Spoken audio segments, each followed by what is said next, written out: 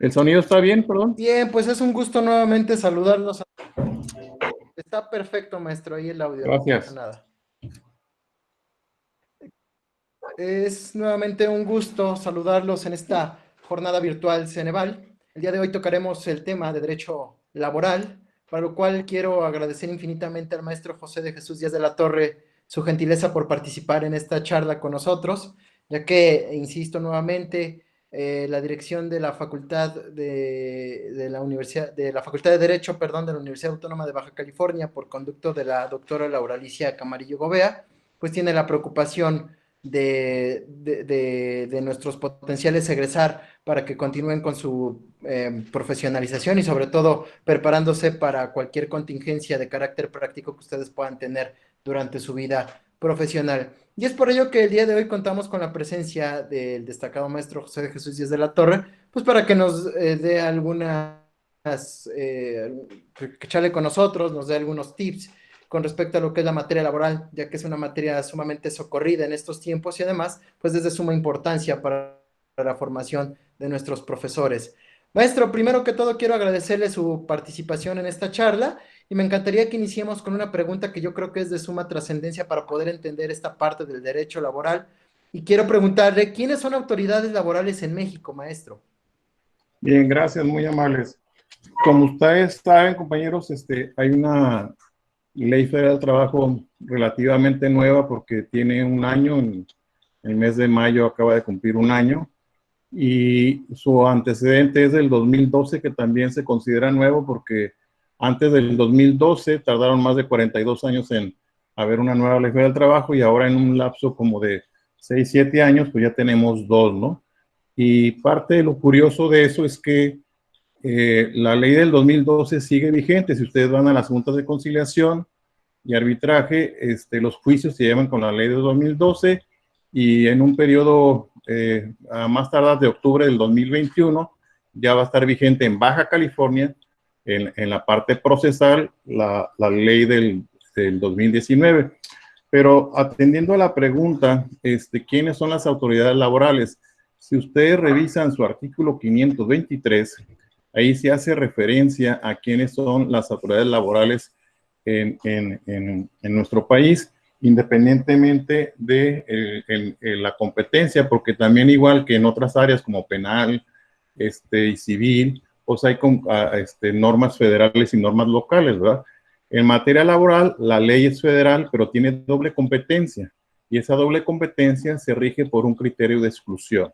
Esto es, lo que está en la Ley Federal del Trabajo señalado corresponde a las autoridades federales. Lo que no está señalado, de acuerdo a las reglas de competencia, corresponde a las autoridades locales. En ese orden de ideas, entonces vamos a platicar así brevemente qué dice el artículo 523 de la Ley Federal del Trabajo, que hace referencia, como ya les decía, a quiénes son las autoridades laborales. Y ahí hace referencia, y últimamente ahora con motivo de la pandemia, ustedes habrán escuchado que constantemente están hablando de tanto los secretarios del trabajo a nivel federal como a nivel local. Independientemente de el secretario de salud, y en fin, ¿verdad? Diario nos están informando sobre la pandemia y sobre las cuestiones que si se puede trabajar, que si no se puede trabajar. Bueno, pues el artículo 523 contempla quiénes son esas autoridades. Y el 523 dice que la aplicación de las normas de trabajo en sus respectivas jurisdicciones, federal o local, corresponde a, que hace referencia a la Secretaría de Trabajo y Previsión Social, que esta secretaría está a nivel nacional, ¿verdad? Y es la que establece la política nacional en nuestro país, política laboral en nuestro país, perdón. Pero fíjense algo curioso, en la fracción segunda menciona como autoridades laborales a la Secretaría de Hacienda y Crédito Público como una autoridad laboral, y también la Secretaría de Educación Pública. La Secretaría de Hacienda y Crédito Público tiene que ver con cuando hay reclamaciones, por ejemplo, del reparto de utilidades. Entonces interviene la Secretaría de Hacienda y se constituye en autoridad. Y la Secretaría de Educación Pública es la autoridad laboral en todo lo relativo a capacitación y adiestramiento. Entonces, por eso hace referencia a esa cuestión, ¿verdad?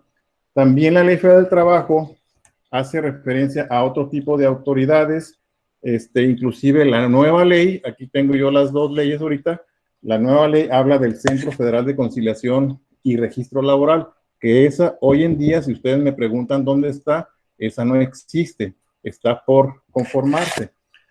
Y también hace referencia a la secretaría, a los centros de conciliación en materia local, o sea, hay centros federales de conciliación y hay centros locales de conciliación. Y entonces, como les digo, estas dos ahorita no las vamos a encontrar, pero están como en corto tiempo, algunas van a aparecer en octubre de este año y otras hasta octubre del año que entra.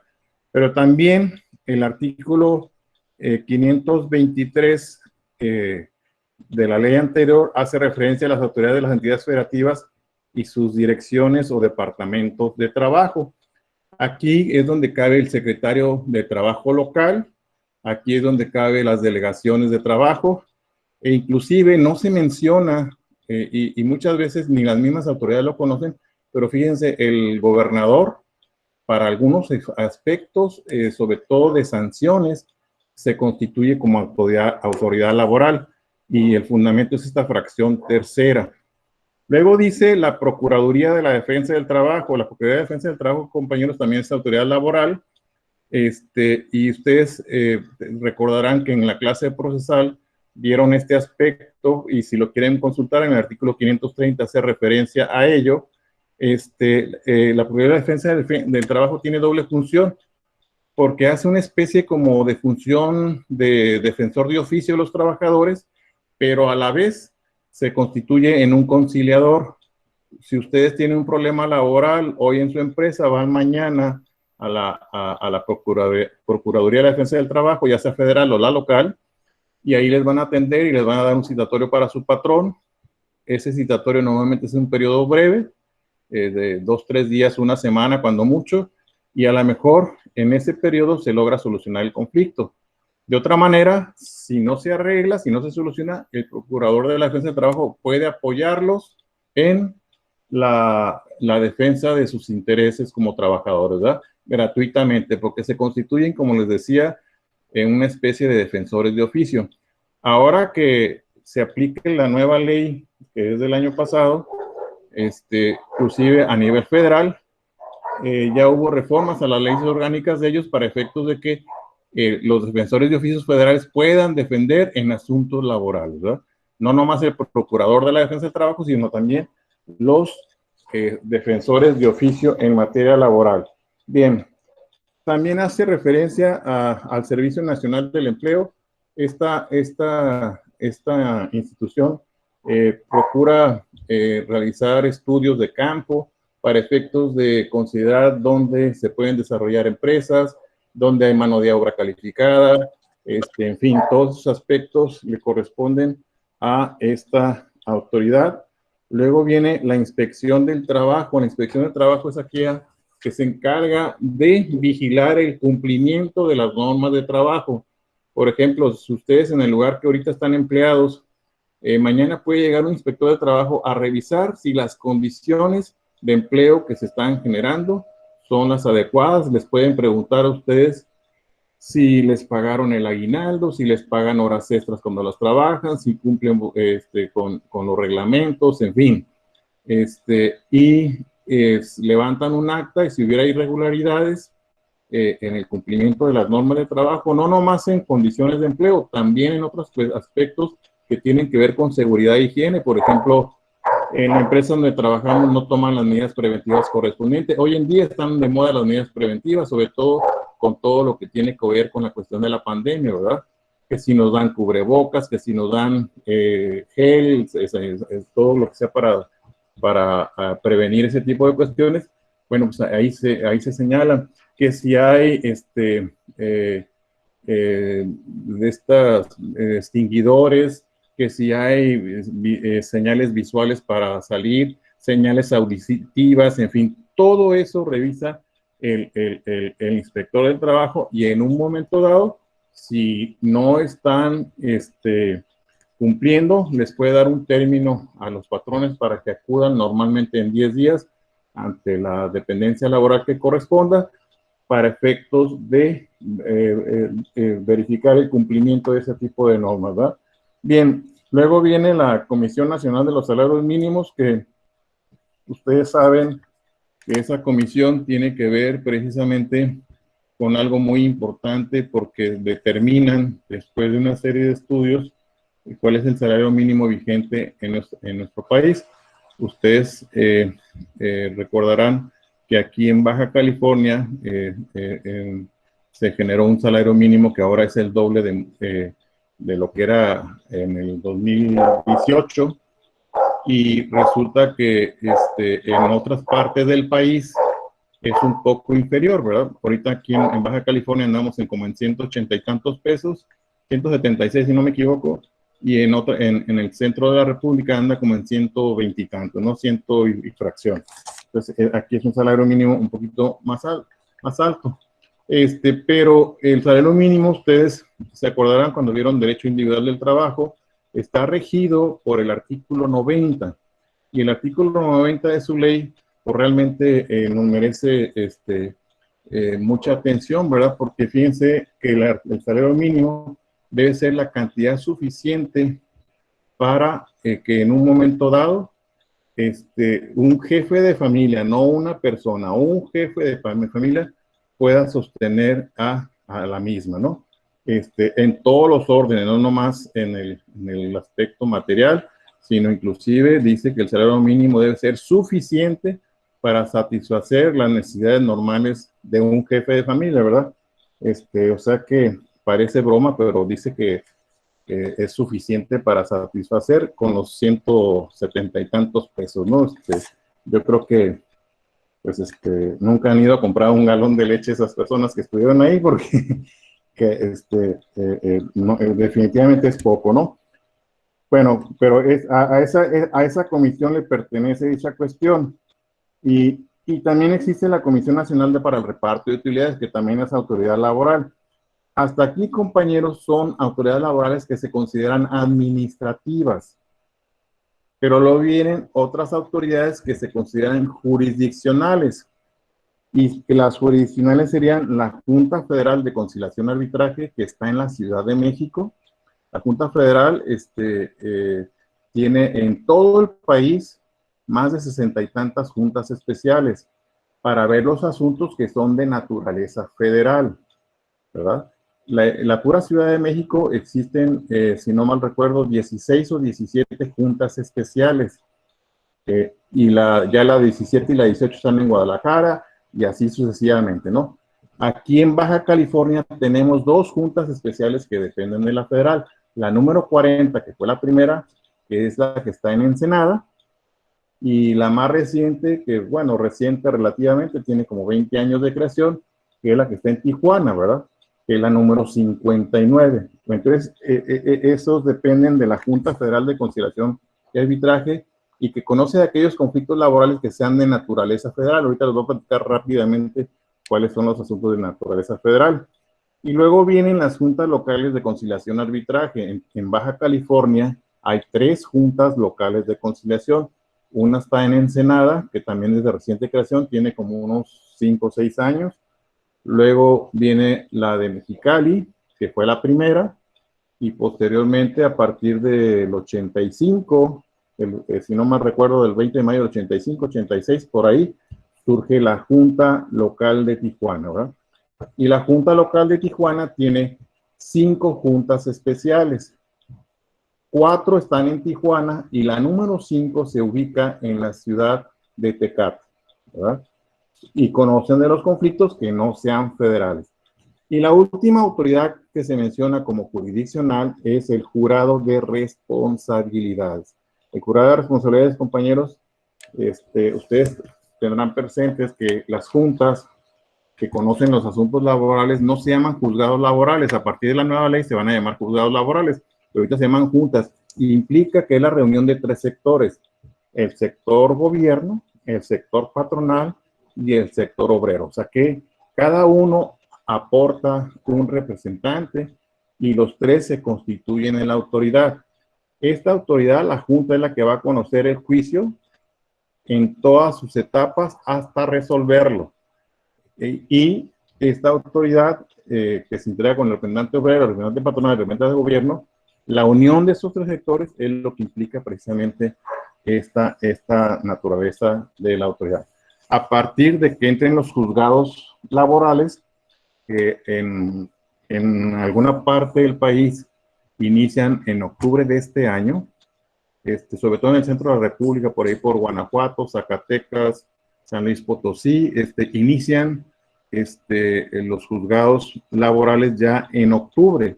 Y esta semana, fíjense, esta semana acaba de salir la convocatoria para las personas que se quieran inscribir para el efecto de ser jueces laborales, ¿verdad? Pues les piden alguna serie de requisitos para esos aspectos, los que cumplan con ellos, pues van a ser los primeros jueces laborales y precisamente van a estar iniciando labores en los estados que les acabo de mencionar. Son como 5 o 6 estados normalmente del centro de la República, ¿verdad? Bien, entonces, estas serían las autoridades laborales que menciona la Ley Federal del Trabajo, ¿verdad? Y la Ley Federal del Trabajo hace referencia también en la ley, en el 527, de cuál es la competencia federal, ¿verdad? Y lo que no sea federal, compañeros, es local. Esto es, si ustedes leen el artículo 527, dice, la aplicación de las normas de trabajo corresponde a las autoridades federales cuando se trate de, y ahí vienen 20 y tantos numerales de los que son competencia federal. Les voy a poner un ejemplo así rapidito. Aquí habla de ramas, en la fracción primera habla de ramas industriales y dice, número 1, textil, luego eléctrica, cinematográfica, azucarera, minera, metalúrgica, hidrocarburos, petroquímica, cementera, calera, automotriz, química, celulosa, de aceites y grasas vegetales, productora de alimentos que se envasan o se enlatan, elaboradora de bebidas, en fin. Vienen ahí 22 numerales, ¿verdad? En esas, jóvenes, advertimos nosotros que se refiere a competencia federal. Fíjense el ejemplo que les voy a poner. Por ejemplo, dice el numeral, creo que es el 12, si tienen su ley ahí, automotriz, incluyendo autopartes mecánicas o eléctricas. Se refiere a la industria automotriz. Por ejemplo, yo quiero ahorita comprarme un carro nuevo y voy a cualquiera de las agencias que ustedes conocen, la Toyota, la Ford, la Chevrolet, la que sea. Ustedes ahí donde van, ellos no los fabrican, ellos los venden, es una distribuidora. Si hay un conflicto laboral ahí, ese no es competencia federal porque este aspecto se refiere a la industria automotriz, donde los fabrican. Por ejemplo, si vamos aquí rumbo a Tecate, ustedes tendrán presentes que ahí está la Toyota, ¿verdad? Ahí fabrican esos vehículos. Cualquier conflicto federal que se suscite ahí es competencia federal. Cualquier conflicto laboral es competencia federal. Pero si van a la Toyota, que les vende el carro Toyota aquí en la vía rápida, donde sea, pues esa no es competencia federal, esa es competencia local, ¿verdad? Entonces, el 527 se refiere a aspectos que tienen que ver con las industrias, ¿verdad? También dice aquí, si ustedes se fijaron, productora de alimentos y también elaboradora de bebidas que sean envasadas, enlatadas o que se destinen a ellos. Por ejemplo, aquí en Tecate tenemos la cervecería pues, Tecate, ¿verdad? Que vende cerveza, perdón, que producen cerveza. Los conflictos que ahí se susciten son federales, ¿verdad? Pero si voy a una agencia o a un Oxxo o a algún 7-Eleven o a la tienda de la esquina que vende cerveza, ellos no son la productora, ¿verdad? Entonces, los conflictos laborales que ellos tengan serán competencia local. Entonces, el 527 que hace mención a lo que le estoy platicando, hace referencia a qué es competencia federal. Y las primeras que les mencioné dice ramas industriales o de servicios, que la mayoría son ramas industriales, nomás prácticamente la última que se refiere a los servicios de la banca. Si eres empleado de banco, es competencia federal, ¿verdad? Y este es nuevo, de reciente creación, porque se incluyó en la Ley Federal del Trabajo a partir del 2012. Luego viene una fracción segunda que habla de Disculpe, empresas. maestro. ¿Mande? Ay, disculpe, no sé si se puede interrumpir. Bueno, para una pregunta referente a lo que acaba de mencionar anteriormente. Adelante, por mí no hay problema, no sé, el señor moderador, el doctor. Gracias, maestro. Sí, María, Ah, genial. suplicarte que las preguntas, bueno, en realidad ofrezco una disculpa por no haberlo mencionado, pero las vamos a realizar al final de la charla. Pero bueno, dado que ya has interrumpido el maestro, te suplico que realices la pregunta, por favor. Ah, bueno, una disculpa, No, no perdón. se preocupe, por favor. Bueno, recuerdo que nos habían comentado, bueno, a un profesor, no recuerdo quién, referente a que si se llega a suscitar un problema y en el contrato se especifica que el conflicto, la matriz se encuentra en la Ciudad de México, pero el problema es, por decir un ejemplo, aquí en Tijuana, el, la controversia, el inicio de demanda, se giraría como un oficio a la federación.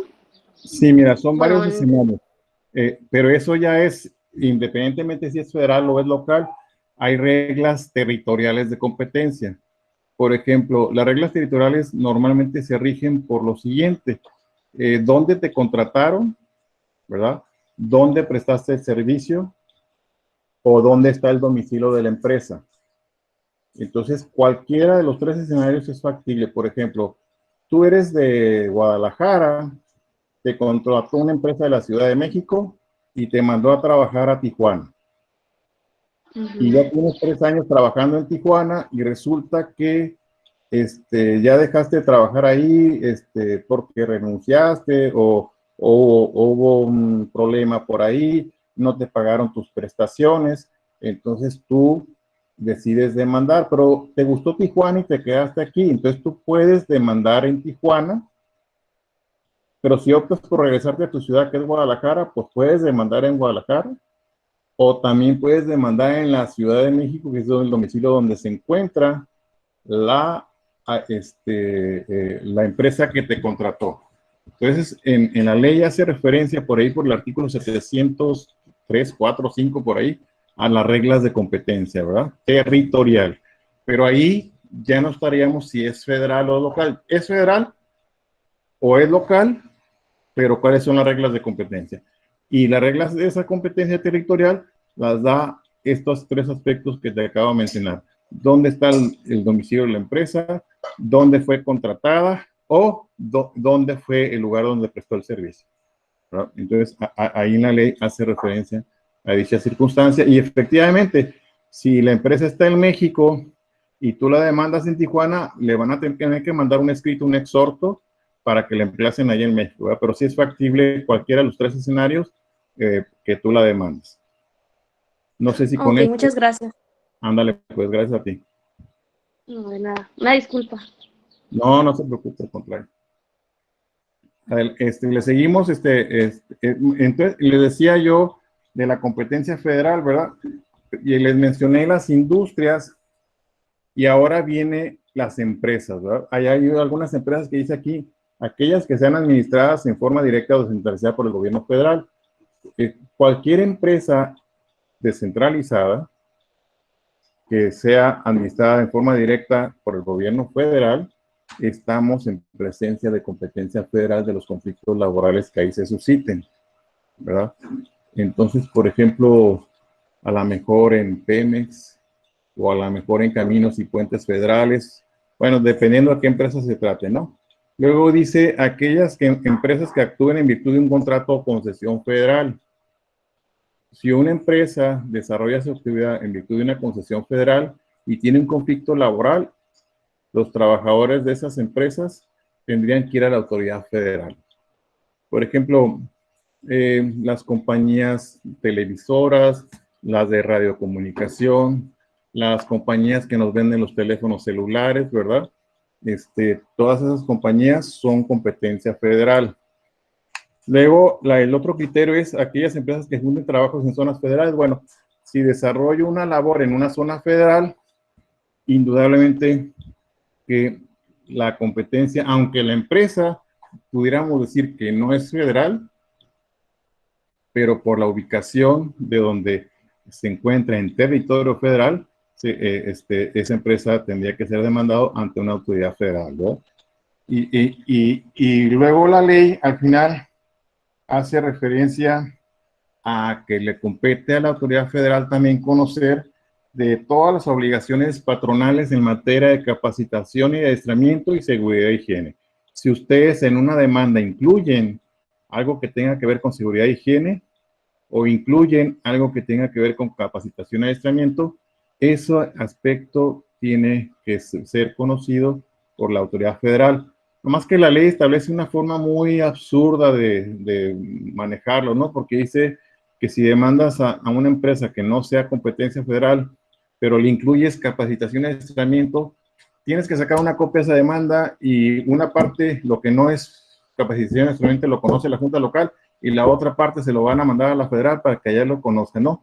Esta formulita no es funcional, entonces ustedes como abogados, ¿qué tienen que hacer? Pues mejor presento una demanda ante la Junta Local de lo que es materia de la Junta Local, ¿verdad? Y presento otra demanda en la Junta Federal de lo que corresponde a capacitación, entrenamiento, seguridad y higiene, ¿verdad?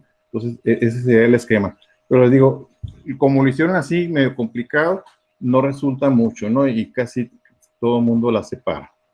Entonces, esa sería la cuestión que tiene que ver con la pregunta que nos hacía el moderador sobre las autoridades laborales, ¿verdad?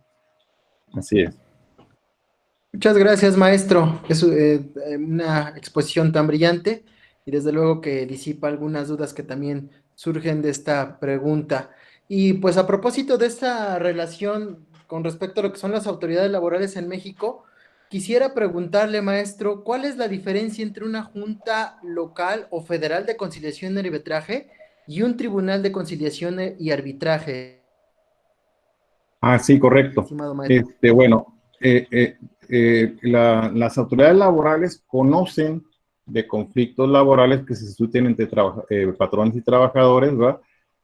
Pero cuando interviene el Tribunal de Conciliación y Arbitraje que está en Ciudad de México o el Tribunal de Arbitraje que está local, que se encuentra en Mexicali, se refiere a empleados del gobierno, pero ellos están regidos por el artículo 123, apartado B, que si algunos tomaron la optativa lo pudieron haber visto en burocrático, ¿verdad? Pero acuérdense que normalmente lo que ven ustedes en derecho individual del trabajo, derecho colectivo del trabajo y derecho procesal del trabajo, estamos hablando del apartado A, el artículo 123, apartado A, ¿verdad? Entonces, pero si yo trabajo para el gobierno federal y tengo un conflicto con mi patrón, entonces ese conflicto lo va a conocer el Tribunal Federal de Conciliación y Arbitraje, que como les digo, se encuentra en la Ciudad de México, donde el demandado es el Estado patrón, ¿verdad? Y si el caso es, por ejemplo, trabajo aquí en el gobierno del Estado, entonces ese asunto, o en el ayuntamiento, perdón, también, ese asunto laboral lo conoce el Tribunal de Arbitraje que se encuentra en la Ciudad de Mexicali, ¿verdad? Que conoce de los empleados de gobierno. En el caso de Baja California, no sé si recuerdan que en las clases se les maneja que ahí se ve la ley de servicio civil para los trabajadores del estado de Baja California, ¿verdad? Y a nivel federal es la Ley Federal del Trabajo Burocrático. Así es.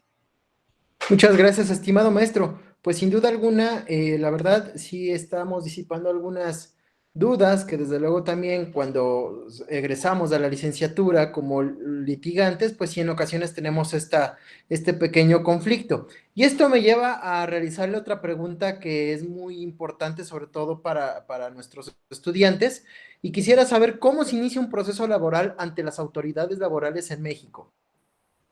Bien.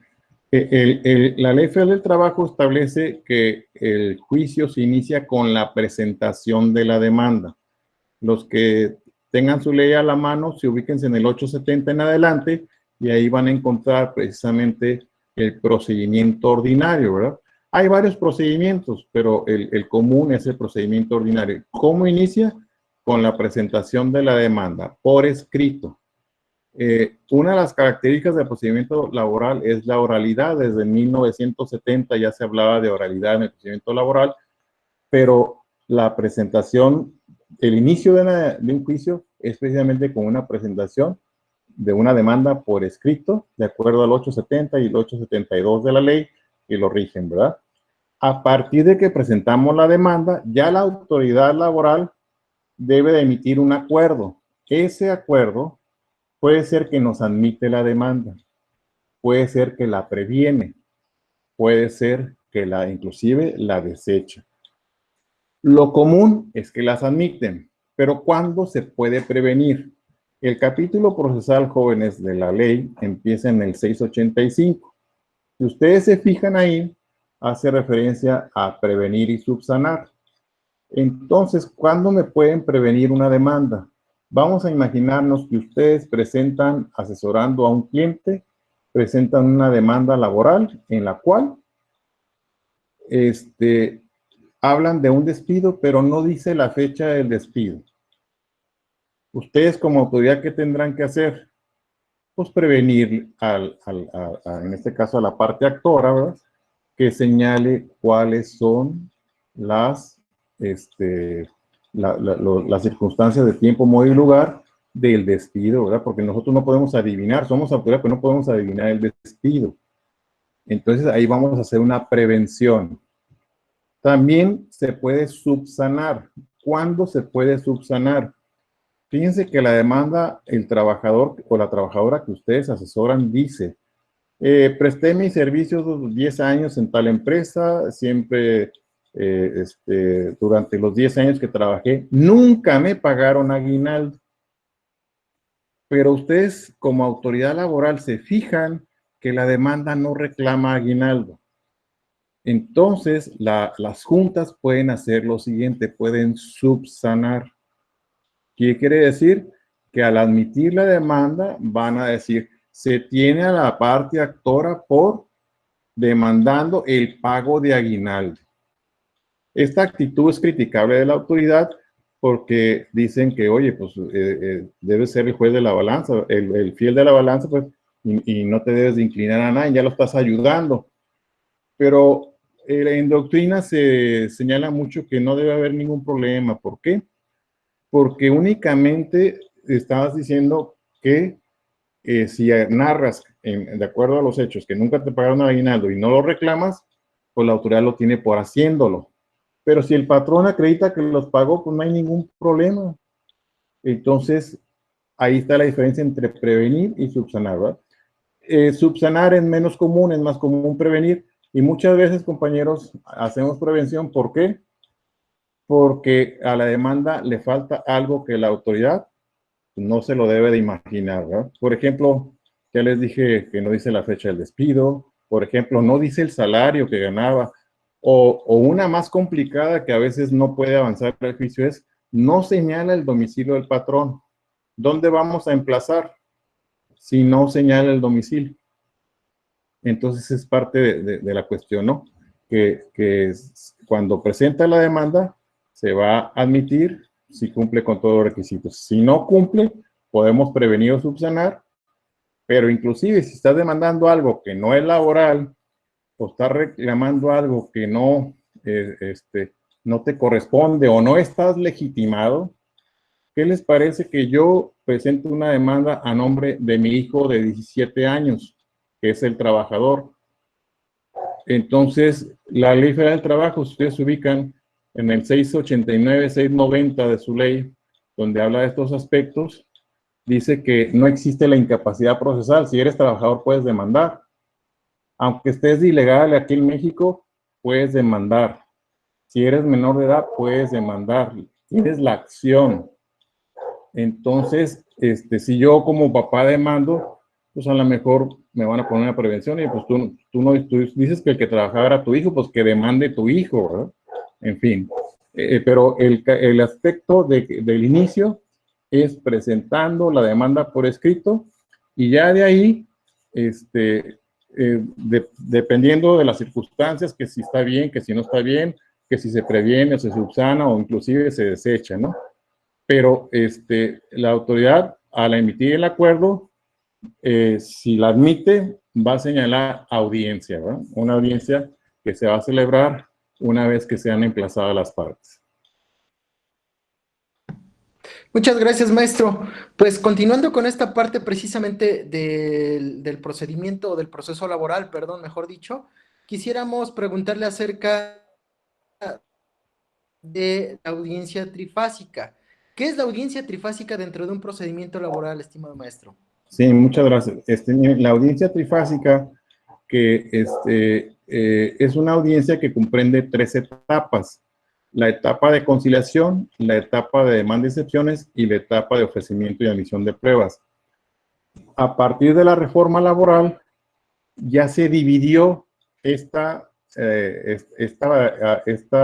audiencia trifásica, porque ahora ya nomás la hicieron de 2. Ahorita es audiencia de conciliación y demanda y excepciones. Y la tercera fase o etapa, que es la de pruebas, se tiene que señalar en otra fecha por ley, ¿verdad? Pero entonces aquí dice que comprende 3 etapas, ¿verdad? Tanto el 873 como el 875 hacían referencia a esta audiencia de las 3 etapas, y la etapa de conciliación está prevista en el 878. Y ahí ustedes podrán advertir, desde el 2012 se incluyó un principio conciliador que ya estaba implícito en la ley, pero no lo decía enunciándolo categóricamente, ¿no? Entonces, existe la etapa, pero no existía enunciado el principio. Ese principio conciliador consiste en que la autoridad va a intentar conciliar a las partes en conflicto. Y compañeros, en Tijuana es una ciudad altamente conciliadora. Les puedo decir que hay años que el nivel de conciliación anda alrededor del 95%. Pónganle el 90-95, ¿no? Imagínense ustedes que de 100 asuntos que se reciben, pues se solucionan 90-95, pues ya nomás hay que darle curso de todo el procedimiento a 10 asuntos, a 5 asuntos, ¿verdad? Entonces eso ayuda mucho. Pero también el año más malo de conciliación aquí debe andar en un 65-70%, que sigue siendo bueno en comparación a toda la República. Pero hay otras ciudades que no sucede lo mismo, ¿verdad? Y a veces no ocupamos ir muy lejos. Ustedes van a Ensenada o a Mexicali y allá la conciliación no tiene los mismos indicadores que en Tijuana. Son indicadores más bajos y a veces mucho más bajos, ¿no? Y ahora, lo raro de esta cuestión es que Tijuana tiene un número muy alto de expedientes comparados con Mexicali y con Ensenada. Y Ensenada, bueno, pues la junta es más pequeña, pero la junta de Mexicali, y no es crítica, pero es la realidad, tiene prácticamente el mismo personal que la junta de Tijuana. Y si ustedes me preguntan qué diferencia en número de asuntos hay entre Tijuana y Mexicali, lo que Tijuana ve en un año, Mexicali lo puede ver en 4, 5 o hasta en 6 años. Entonces imagínense, un funcionario de Tijuana en un año ve lo que un funcionario de Mexicali puede ver en 4 o en 5 años. Y las agendas no crean que andan mejor allá que acá, o sea, es increíble el comparativo, ¿no? Pero así se genera. Entonces, aquí nosotros, cuando hablamos de la etapa de conciliación, les digo, nos encontramos en una ciudad muy conciliadora, y les decía que está previsto en el 876. Pero ya avanzamos al 878, que es la etapa de demanda y excepciones, y fíjense cómo inicia la etapa de demanda y excepciones. La fracción primera del 878 hace alusión a la circunstancia de que se va a exhortar de nueva cuenta a las partes a llegar a un arreglo. Esto es, hubo una etapa de conciliación, ya se acabó, el presidente de la Junta decretó el cierre de la etapa de conciliación porque las partes no lograron llegar a un arreglo, y decreta la formal apertura de la siguiente etapa, que se llama demanda y excepciones. Y el primer punto, la fracción primera del 878, dice que el presidente exhortará de nueva cuenta a las partes a llegar a un arreglo. Y ahí dice, si estos persisten en su actitud, o sea, de no conciliarse, de no arreglo, entonces vamos a hacer lo siguiente. Ahora sí, a entrarle a la etapa de demanda y excepciones. que acá, explicando lo más sencillo, pues es entrarle ya al conflicto, ¿verdad? Es como subirse al ring, ¿verdad? Ahora sí vamos ya a cada quien a defender su postura, a sus argumentos y sus defensas, ¿verdad? Esa sería la cuestión entre la etapa de conciliación, luego sigue la etapa de demanda de excepciones, y ahí nosotros podemos defendernos, podemos, no sé si ustedes se acuerdan, en teoría general del proceso, ustedes vieron la actitud de las partes en el juicio, ¿verdad? Pues yo como demandado puedo llegar y someterme a las pretensiones de la contraparte, ¿de acuerdo? Ese es el allanamiento, pero también puedo llegar a defenderme, puedo llegar inclusive a confesar los hechos, pero a negar el derecho. Por ejemplo, hace rato le mencionaba que el trabajador dijo que en 10 años no le habían pagado el aguinaldo. Entonces yo como demandado puedo llegar a decir, pues sí, fíjate que se me olvidó pagártelos, pero pues lamentablemente ya está prescrito, ¿verdad? Entonces, reconozco que no te lo pagué, pero no tienes derecho a reclamármelo por la figura de la prescripción. Entonces, en esta etapa de demanda, ustedes se pueden defender, argumentar e inclusive pueden reconvenir, contrademandar. Y ustedes me dirían, oiga, profesor, pero ¿qué le podemos reconvenir al pobre trabajador?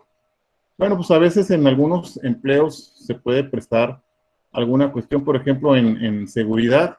Ya ve que les dan a veces armas, les dan radio, les dan teléfono, les dan la fornitura, no sé, cualquier equipo que les hayan otorgado para prestar el servicio. Entonces dejaron de prestarlo, pero no regresaron las cosas. Entonces le puede reconvenir por la entrega de las cosas. O en algunos niveles les proporcionan vehículo al trabajador, dejó de prestar el servicio, pero no entregó el vehículo. E inclusive la misma ley contempla el que a veces le proporcionamos casa habitación al trabajador, y deja de prestar el servicio con nosotros, pero sigue en la casa que es para nuestros trabajadores, ¿verdad? Y a lo mejor se fue a trabajar enfrente con la competencia, pero vive en una casa nuestra que le estamos prestando, entonces ustedes le pueden reconvenir por la entrega de esa cuestión. Ahí está previsto en la ley. A veces algunos maestros les platico esto y me dicen que me estoy metiendo en civil, pero no, está previsto en la ley federal del trabajo, ¿verdad? Así es. Y ya por la siguiente etapa de estas tres fases, pero que ya se desplaza a una nueva fecha, es la de pruebas. Y acuérdense que ahí hay 4 momentos: ofrecimiento, admisión, preparación y desahogo. Ofrezco pruebas, luego sigue que la autoridad las admita. Ya admitidas, por ejemplo, ofrecí la confesional a cargo del trabajador, la confesional a cargo del patrón, o la testimonial de Juan y Pedro. Bueno, esas pruebas ya las admitieron. Hay un acuerdo de admisión, pero aparte hay que prepararlas. ¿Cómo las preparo? Pues hay que ir a notificarle a los testigos que tal día, tales horas va a haber audiencia de desahogo. Hay que ir a notificarle a los abogados. Si yo no llego a notificar, entonces va a llegar la fecha y las partes no van a acudir a la junta. ¿Por qué? Porque nadie las avisó. En pocas palabras, no está preparada. Por eso se llama, es fase de preparación, es ofrecimiento, admisión, preparación y desahogo. Si notifiqué a todas las partes, pues podemos desahogar la prueba el día que corresponda, ¿verdad? Y si esas fases, si esas partes no llegan a la audiencia, pues hay consecuencias, ¿verdad? Si no llega el trabajador, el patrón los declaro confesos. Si no llegan los testigos, pues los mando traer con la autoridad, ¿verdad? Haciendo uso de los medios de apremio que ustedes recordarán que también los vieron. Entonces, esta fase de pruebas, si ya la agotamos toda, pues ya nomás sigue el periodo de alegatos, ¿verdad? En estas fases, en el ofrecimiento, en la admisión, hay también fases, ¿no? Por ejemplo, en la de ofrecimiento hay una fase de objeciones de pruebas. Las partes se pueden objetar sus pruebas, ¿no? Vamos a impugnar las pruebas de la contraparte, a veces porque no se ofrecieron con la técnica procesal, a veces porque no están relacionados con los hechos ni dicen que pretenden probar, ¿verdad? O a veces porque no cumplen con los requisitos de ley. Por ejemplo, ofrezco una documental escrita en un idioma extranjero y no acompaño la traducción, pues me van a desechar esa prueba, ¿verdad? Me la van a objetar y me la van a desechar. Entonces, esas serían las tres etapas que comprenden la audiencia trifásica que se menciona, que es precisamente conciliación, demanda de excepciones y la última, ofrecimiento de emisión de pruebas. Y es muy importante, como les digo, para una plaza como Tijuana, la conciliación. Muchas gracias, estimado maestro. Quisiera, antes de realizar, advertir a toda la audiencia que se encuentra en estos momentos con nosotros, suplicarles por favor que si hay alguna pregunta la pudiesen hacer a través del chat al finalizar la intervención del maestro José de Jesús Díaz de la Torre. Por lo cual, maestro, quisiera preguntarle, a propósito ya de esta situación del procedimiento laboral, ¿cómo es que concluye un proceso laboral? Sí, gracias. Bueno, el procedimiento concluye una vez que agotamos todas las etapas del juicio, ¿verdad? Concluye precisamente con la emisión del laudo y que dentro de poquito tiempo ya se va a llamar sentencia cuando ya sea obra de los jueces laborales, ¿verdad?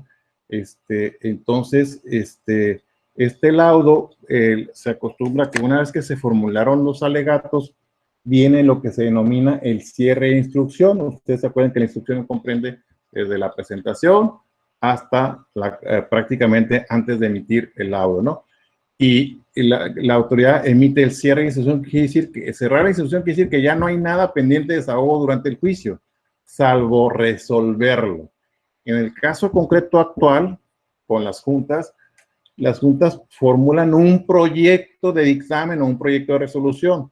Ese proyecto de resolución se somete a consideración de los, en este caso, funcionarios que son representantes obreros, representantes patronales y representantes del gobierno, o sea, los miembros de la Junta. Ellos tres son los que integran la Junta.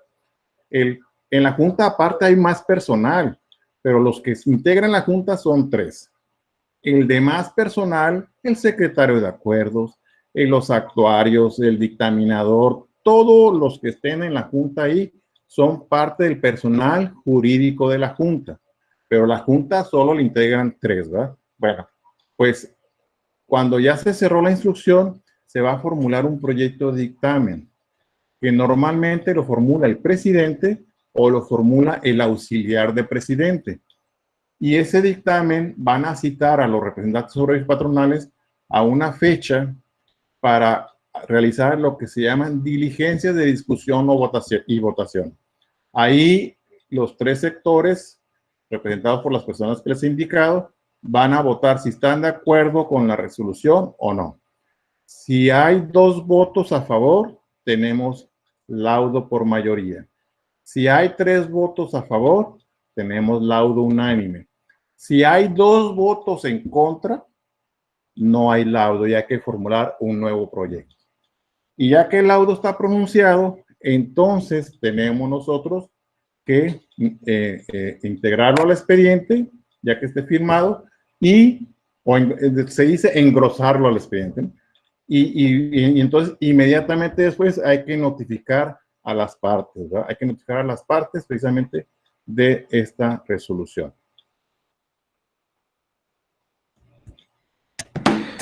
Muchas gracias, estimado maestro. Pues bueno, sin duda alguna su brillante exposición pues, nos disipa de algunas dudas, sobre todo la parte práctica del derecho laboral.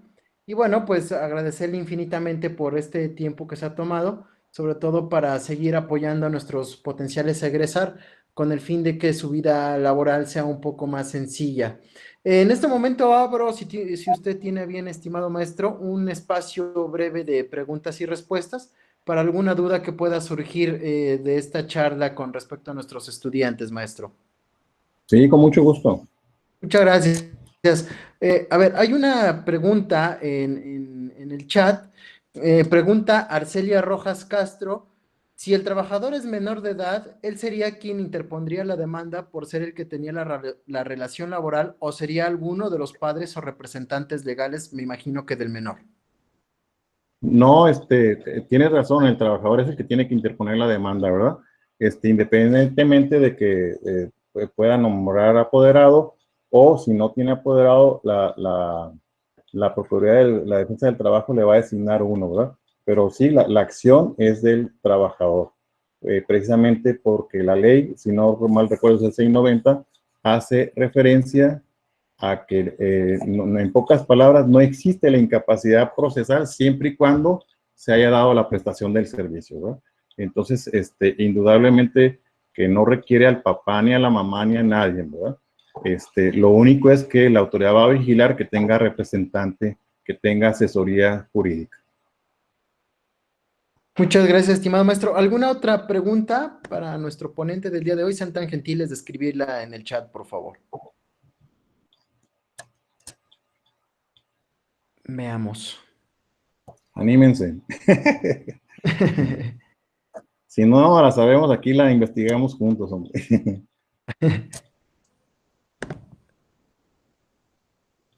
O directamente del micrófono, maestro, para ahorrarnos un poco de Sí, tiempo también.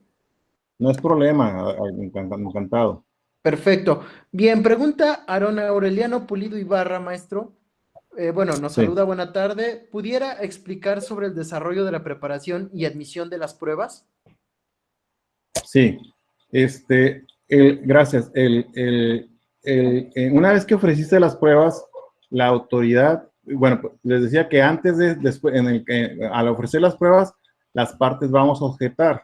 Por ejemplo, yo puedo objetar un documento, como les decía hace rato, porque está en el idioma inglés y no viene acompañado de su traducción, que es un requisito que si ustedes ven de las pruebas documentales, ahí hace referencia a que cuando el documento viene en idioma extranjero hay que acompañarlo en una traducción, ¿verdad? Bueno, entonces nosotros podemos objetar la prueba porque no está en ese idioma inglés. ¿Y qué va a hacer la autoridad laboral ya cuando estamos en condición de admitir la prueba? Pues va a decir cuáles admite y cuáles desecha. Entonces puede desechar la prueba porque carece de los requisitos que contempla la ley. O a veces no dice cuál es su finalidad probatoria. No dice, ofrece varios testigos, ofrece 10 testigos para probar un hecho, pues la ley dice que máximo 5, ¿verdad? Y de esos 5 nomás desahogan 3. Entonces, la autoridad, cuando tiene cuáles son las pruebas ofrecidas, va a revisar cuáles son las pruebas que pueden ser admitidas. Y una vez admitidas, va a proceder a señalar fecha de audiencia para aquellas que requieran de diligencia especial. ¿Cuáles son las pruebas que requieren de diligencia especial, compañeros? Pues aquellas que tengan en un momento dado, por ejemplo, necesidad de citar a la testimonial, a la confesional, a la pericial. La prueba de inspección requiere que vayamos a inspeccionar un documento, ¿verdad? O un lugar, o objeto, en fin. Pues ese sería el esquema, ¿no? Entonces, una vez que ofreces la prueba, hay que admitirla. De las admitidas, vamos a preparar su desahogo. Las que se desecharon, si ustedes no están de acuerdo que les hayan desechado alguna prueba, eso lo vamos a impugnar cuando presentemos un amparo directo en contra del laudo. Antes, ustedes no se van a acordar porque están jóvenes, pero en 1988 hubo una reforma, yo estaba chiquito, pero hubo una reforma que establece que no, que ya no puedes promover amparos indirectos en cada acto procesal durante el juicio porque impugnábamos todo, ¿no? Por ejemplo, el acuerdo de admisión de pruebas siempre se impugnaba. Entonces, no, espérate hasta el final. Si te afectó que te hayan desechado la prueba, incluyen el amparo en contra del laudo, ¿verdad? Y eso es lo que dice precisamente la ley. Así es. Muchas gracias, estimado maestro. Pregunta Jesús Manuel Espinosa Saldaña. Maestro, buenas tardes. A punto de vista, ¿cree que con el cambio de juntas a centros de justicia sean los juicios más rápidos? Me gustaría decir que sí, pero yo creo que no. Mira, yo en lo personal hice una línea del tiempo de los juicios con la nueva ley y a mí me toma 126 días un juicio en los términos de la nueva ley. en los términos de la anterior ley, que para aspectos procesales todavía se aplica, anda como en 2 meses. Eso es en el mejor escenario. Ustedes saben que el actuario no notificó, que una audiencia no está preparada, en fin, miles de cosas, ¿no? Pero el mundo ideal, el mejor escenario sería bajo esas condiciones, entre 60 días, inclusive con la ley actual. Y en mi concepto, compañeros, está más fácil de llevar la ley anterior, que para algunos casos todavía se aplica, como les digo, que la nueva ley, que en mi concepto viene complicada. Y no complicada para ustedes como litigantes, complicadas para la autoridad, porque le impone una serie de cargas procesales a la autoridad increíbles. O sea, vienen, ustedes han escuchado que cuando presentas una demanda y se ordena emplazar, hay que correr traslado con copia de la demanda, ¿verdad? Bien, en la nueva ley se habla de 9 momentos en que tienes que correr traslado antes de la audiencia. Y si estamos hablando de 9 por 2, o sea, por actor y por demandado, ya estamos hablando que para el actuario son 18 actuaciones previas. Pues eso yo no creo que va a ayudar, ¿no? Porque, como les insisto, el tiempo que marcan ahí es más prolongado. Y efectivamente, si tiene que ver con los centros de justicia, pues también ahí comprende un periodo que, si no mal recuerdo, hasta de 45 días, ¿no? Que todavía no entran en funciones, pero entonces el capítulo del centro de conciliación eh, tardaría 45 días y es obligatoria, se tiene que votar necesariamente. Gracias, estimado maestro. Pregunta Samuel Tomás Quirós, perdón, Samuel Tomás Quesada. Si existe una ruptura laboral y no existe un contrato como tal, ¿se puede demandar al patrón por despido injustificado? Claro que sí. O sea, la cuestión laboral no sería condicionada a que exista un contrato, ¿no? Y que de hecho, entiendo que se refiere a un contrato documental, físico, ¿no? Pero la relación de trabajo puede ser verbal, inclusive. Tú vas pasando y quieres trabajar, pásale, y dices sí, y ya ahí ya hay un contrato verbal. Entonces usted dice, igual, ¿y cuáles son las condiciones? Pues no sabemos, pero por lo menos las mínimas, ¿verdad? ¿Cuánto va a ganar ese trabajador? No sabemos, por lo menos el mínimo. ¿Cuántas horas va a trabajar? No sabemos, pero no más de 8. ¿Cuántos días va a trabajar? Pues tampoco sabemos, pero no más de 6. Y así, entonces, ahora sí que sin hablar están dichas muchas cosas, ¿no? Porque la ley, acuérdense que se sustituye en las obligaciones de muchos de nosotros, ¿no? Pero sí es factible que se pueda demandar así como señala. Perfecto, maestro, muchas gracias. Pregunta Talía Elizabeth González Flores. En el caso de las pruebas que no están a la mano del trabajador, por ejemplo, los registros de asistencia o entrada, pero que en su caso servirían para acreditar la relación laboral, ¿cómo se deben obtener o solicitar? Sí, gracias. Las debes de pedir y es común bajo la inspección laboral, ¿verdad? Hay documentos que el trabajador no los tiene, pero pide la inspección de los mismos, ¿verdad? Y en todo caso, el patrón está obligado a ofrecerlos. Inclusive es una prueba muy, muy, muy interesante porque yo digo que la inspección bajo este esquema de la pregunta es una prueba que únicamente la puede ofrecer el trabajador, porque si yo soy el patrón, yo no puedo ofrecer la inspección de esos documentos, porque como yo los tengo, yo tengo la obligación de presentarlos.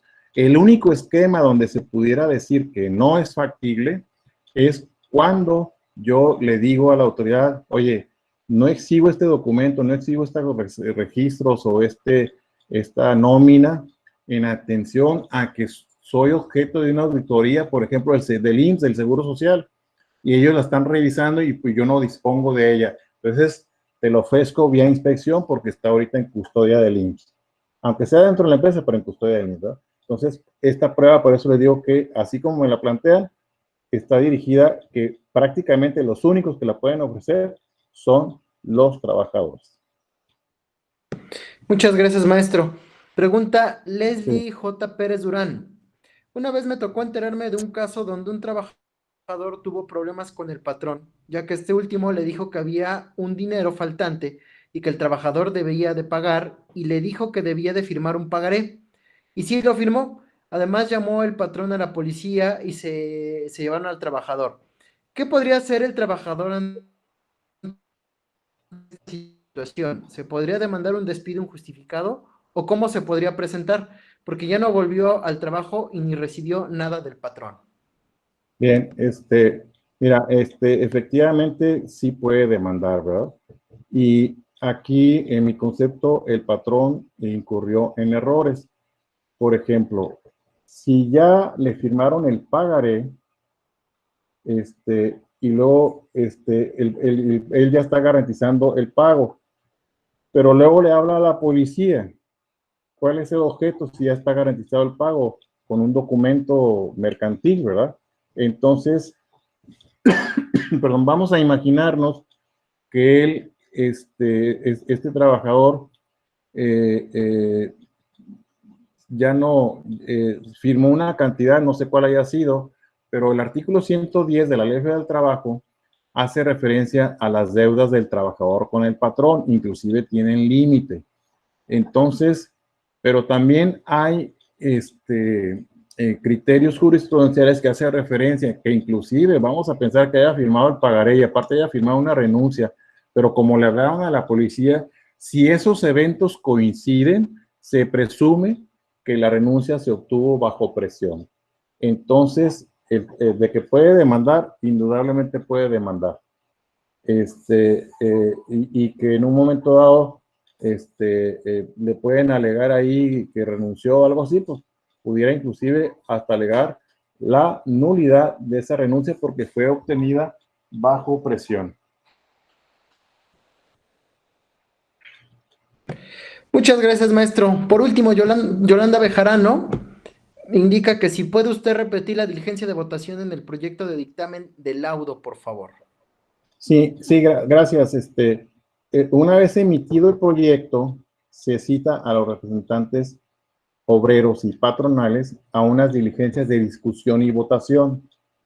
Esas diligencias de discusión y votación, en la que tienen que ser citados los representantes obreros y patronales, no pueden durar más de, se debe dar en un lapso, perdón, de 10 días. Y ahí inclusive los representantes obreros y patronales pueden pedir que en su concepto faltó desahogar alguna prueba, alguna cuestión así, que de acuerdo a las constancias que abran en el auto, pues no se realizó, ¿verdad? Pero esas diligencias de votación y las partes comparecientes, en este caso tienen que ser el representante obrero, el representante patronal y el representante de gobierno, tienen que emitir su voto a favor o en contra del laudo. O pueden emitir su voto y además agregar un comentario adicional o un voto particular, como también se le conoce. Entonces, el resultado de esa votación, si tenemos mayoría, obtenemos laudo. Si tenemos unanimidad, obtenemos laudo.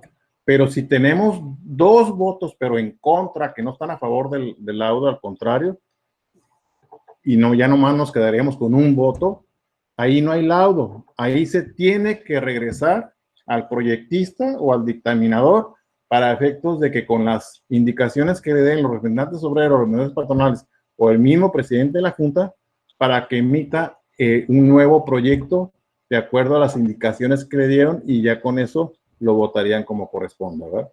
Entonces, este proyecto de discusión y votación se somete a consideración de ellos. Si lo votan a favor, hay laudo, ya sea por mayoría o por unanimidad. Si no votan a favor, no hay laudo. Y ustedes dirán, bueno, pero esto no se da. Sí, no es común, pero sí se ha dado. A mí me ha tocado ver en experiencia que hay 2 votos en contra del proyecto de laudo, ¿verdad? Así es. Perfecto, maestro. Pues yo creo que con estas preguntas estamos finalizando esta sesión y desde luego también estamos finalizando esta charla, no sin antes nuevamente agradecerle al maestro José de Jesús Díaz de la Torre por esta magnífica y brillante exposición que ha emitido con respecto a la materia laboral. Y pues nada, a nombre de la doctora Laura Alicia Camarillo Gobea, pues le agradecemos infinitamente, maestro, el tiempo y sobre todo el conocimiento que compartió aquí con los jóvenes estudiantes. Y pues no me queda más que agradecer infinitamente a todos los asistentes a esta charla, informarles que el día de mañana a las 12 del día estaremos tratando temas de derecho penal, así que les invitamos a conectarse a través de esta misma plataforma y a través de esta misma, esta liga que tienen en el flyer de publicidad. Y pues les deseo que pasen la mejor de la noche a todos. Muchísimas gracias nuevamente, maestro José de Jesús Díaz de la Torre. Muchas gracias a todos por su atención y espero sea de utilidad. Muy amables. Muchas gracias. Excelente noche a todos. Hasta luego.